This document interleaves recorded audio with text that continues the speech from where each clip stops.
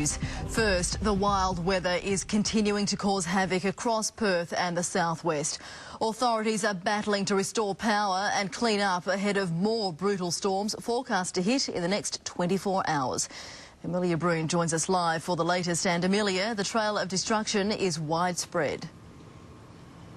Certainly is, Nerelda. Good evening. I'm here in Chewett Hill at these apartments which had its roof completely ripped off during the height of yesterday's storm. Now today the damage did reveal itself. It spans as far north as Geraldton and as far south as Ravensthorpe. But by far those areas worst affected are the southern suburbs, including Rockingham and Mandurah. Nick Way has the details. All right, brace! Trapped on board, this phone video shows the ferocity of the storm as cyclonic winds tore an entire Port Bouvard jetty free, dragging Laurie Tamarini's houseboat and dozens of yachts and luxury cruisers hundreds of metres down a canal and crashing them into a rock wall. We're going to hit these houses over here, mate. That'll be the end of it. We had the whole lot of the boats just moving, crashing into everything else along the way, and looks like boats were going to come on you for a minute. Fixing his boat will cost Laurie tens of thousands, but the worst hit was David Constantine. And it's all gone through no fault of my own, you know. Yeah, I've just lost my house, my home, everything. Gone.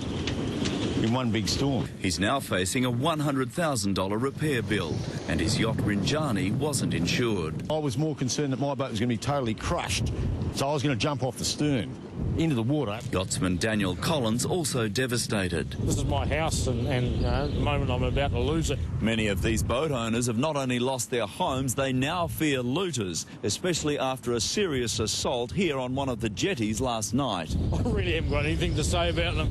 I just don't believe that people could take advantage of other people's misery. In nearby Hall's Head, a distraught couple told 10 News how they huddled in a wardrobe, as steel sheeting sheared off above, and the ceilings collapsed in their two-storey house.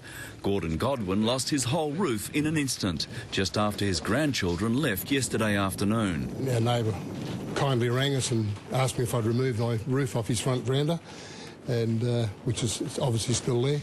And he just purchased this place 4 or 5 weeks ago, so... Mandurah City Council CEO Mark Newman came home to carnage. I knew there was trouble when I was driving back down the hill because there's massive tree damage all the way down the road. 2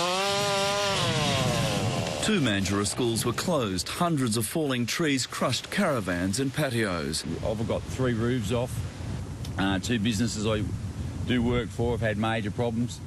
So I've just been going all night.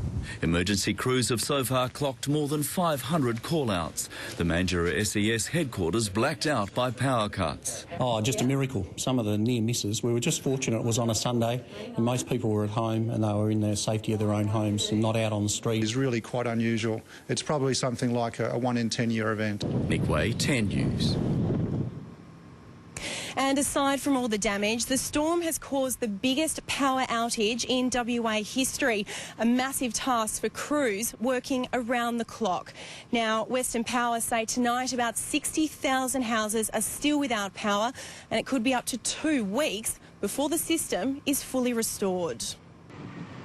It's a blackout Western Power says it's never seen before. If it runs all the way from Geraldton through to Ravensthorpe, that's one of the biggest areas that we've ever had in a single event for Western Power to cope with. The biggest impact on the state's electricity network, eclipsing the impact of the March 2010 hailstorm. The disruptions cover a network of 300,000 square kilometres, 100 power poles damaged, power lines littering the streets. As we restore power or reconnect energy in one part of the network, we're finding that that's tripping or identifying faults in another part. Western Power says its crew's main priority is to remove all hazards, but with challenging weather conditions hampering efforts, residents are being warned they could be without power for days.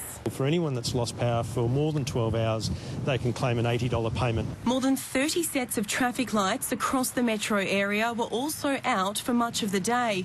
As the front continued to cross the coast, roads including Riverside Drive were closed due to flooding.